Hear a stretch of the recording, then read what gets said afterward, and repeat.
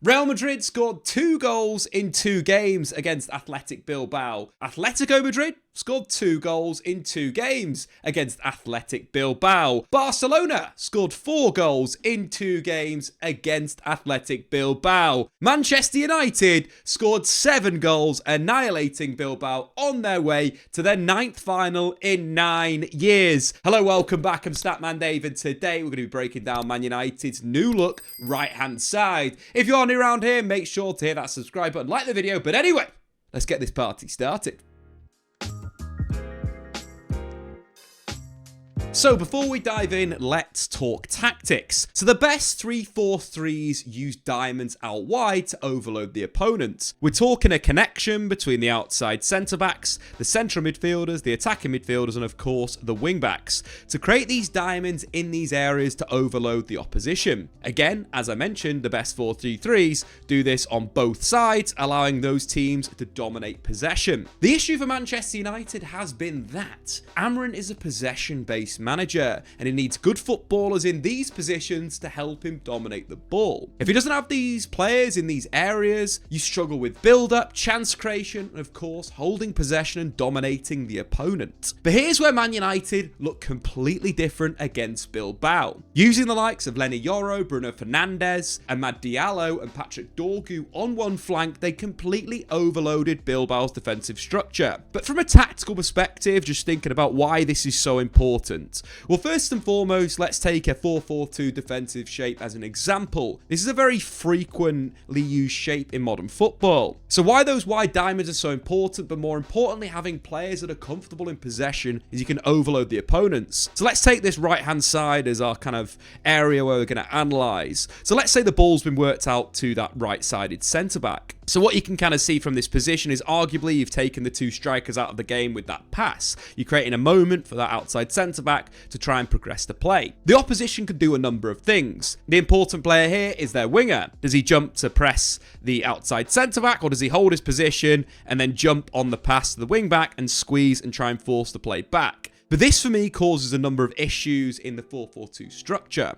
Number one, if that winger decides to jump and press that centre-back, the centre-back has 2 options really in terms of passing. Number one, that real direct option to progress the play, or alternatively taking a little touch on his outside, then feeding the wing-back, once again progressing the ball past the opposition shape. Alternatively, if, for example, that winger sits a little bit deeper and sits on the wing-back, there are a number of options. Either there can be a direct carry from that outside centre-back into that midfield zone, or there could be a ball inside. Let's say if the central midfielder is the one jumping to press the centre-back, there could be a pass inside to that central midfielder to once again either progress with a carry or connect the team. And this is where Man United need to get better and better in these situations, because we're starting to see moments of Amorim's football, but we need more. So before we dive into the action of the second half, which is going to be our analysis, let's slow things down. Look at the first half. Why Man United cause themselves so many problems. As you'd expect, being 3 goals down, Athletic Bilbao started on the front foot. In the opening 31 minutes of the game, they had more possession, had twice as many shots as Man United. And once again, there was an issue with these wide diamonds. Too slow in possession, not breaking the lines,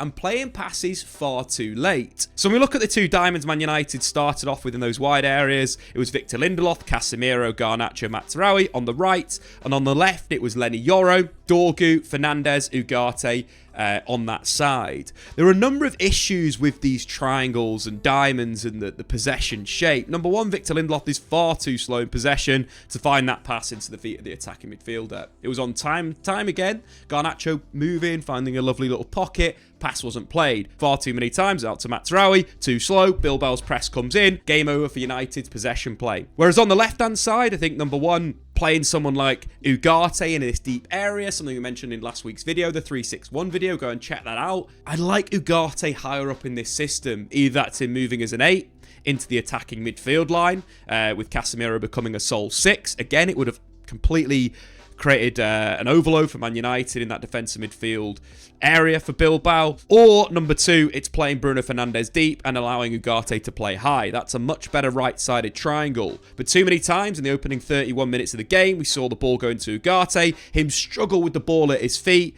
and then maybe squeeze a pass out. Bilbao would press, ball goes back to Andre Onana, long ball goes up the pitch. This was a constant theme in the game, especially in that first 31 minutes, that United struggled and it allowed Bilbao to dominate. But not only did Bilbao dominate the opening proceedings, United really shot themselves in the foot, and we saw that in the opening goal of the game. So pick up the play with Bilbao in their own half. This is a simple situation, it's a long ball up the pitch, it really should be dealt with. Again, United get a little bit lucky with the flick on, Maguire simply gets the ball. From this position, there's so many passes on, he could ship it to Onana to then play outside of the press, he could simply give it to Lena Yoro to turn. But the execution is very, very poor. And this is where Man United have let themselves down in recent years, executing simple moments that leads to the opposition scoring goals. Again, Jallo jumps on the pass, recovers, and he has a shot that Lena Yoro blocks. United defensively are fine now, but we've got to give the Athletic Bilbao central midfielder, Yaron Gisa, a lot of credit, because this is probably one of the best goals that he's ever going to score in his career,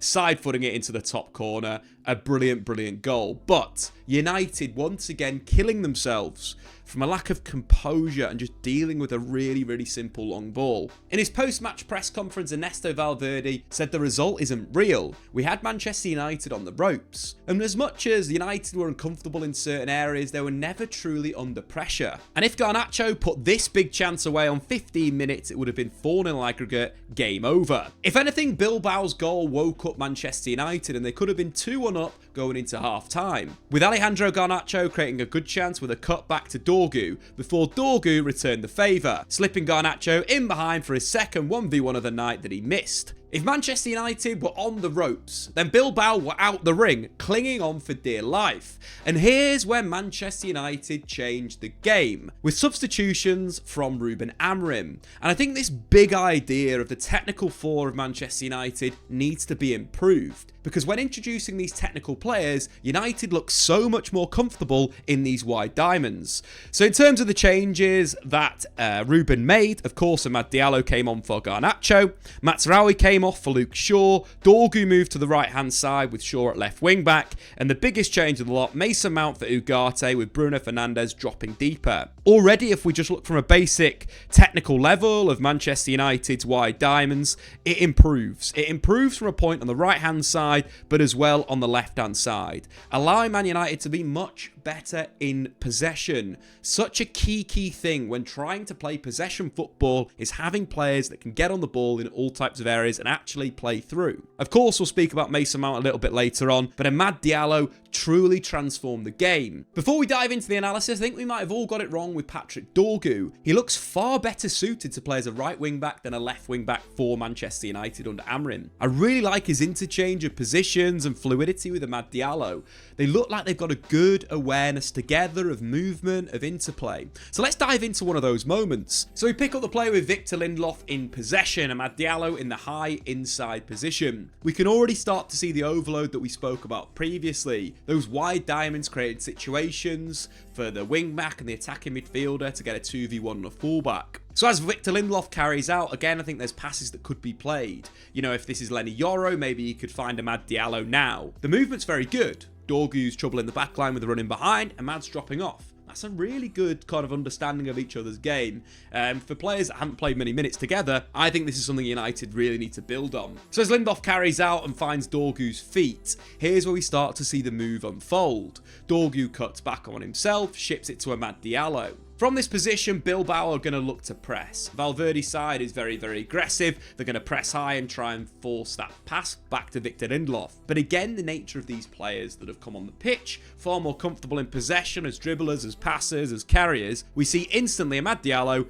ship the ball forward, beat basically two lines of pressure, drop a little ball to Dorgu, receive the ball back, and is attacking the Bilbao defence. Again, looks to cut inside and get a shot away. I like that. It's adding impetus to United's attack. Of course, it's blocked, but the idea that United's wide diamonds have just improved from a technical perspective allows United to get a chance in the penalty area. And we saw the use of Manchester United's right-hand side in the Mason Mount goal, all starting from Victor Lindelof playing forward to Amad Diallo. As soon as Diallo received, there's one thing that he wants to do, that is to attack the defence. But the positioning here of Patrick Dorgu is also very good. He's taking that inside position to allow Amad Diallo to have a 1v1 with the opposition's winger. That is a qualitative overload. That is something that Man United need to do more. The quality of Amad's dribbling versus the opposition's winger from a defensive perspective, it's going to be one situation. That's Amad driving on the outside after drawing the tackle in and clipping the ball into the box.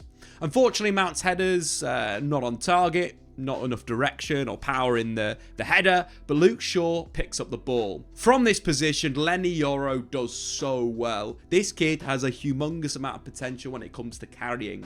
And you see his move here, the fake shot to beat the first central midfielder that comes out, the little flick inside, the Cruyff from Mason Mount, and the finish is reminiscent of Kiko Makeda versus Aston Villa all those years ago. But it comes from the impetus of that wide triangle or wide diamond on the flank for United, allowing Amad Diallo to have a 1v1 with Patrick Dorgu inside. These types of things only happen when you have players that are super comfortable in possession, and this has to be an idea for United's recruitment going forward. And when talking about the future of Manchester United under Ruben Amorim, we saw it at the end of the game. Victor Lindelof being replaced for Harry Amass, who of course moved to left wing back, Luke Shaw to left centre back, Lenny Yoro back to right centre back, and Casemiro being replaced by Kobbie Mainoo. Now looking at the technical floor of this side, it is very, very high. When considering the right-hand side of the pitch, an area where Man United have got a lot of quality, Lenny Yoro, Kobbie Mainoo, Amad Diallo, Dorgu is such a top quality ball playing side of the team. And we saw that in Manchester United's third goal of the game,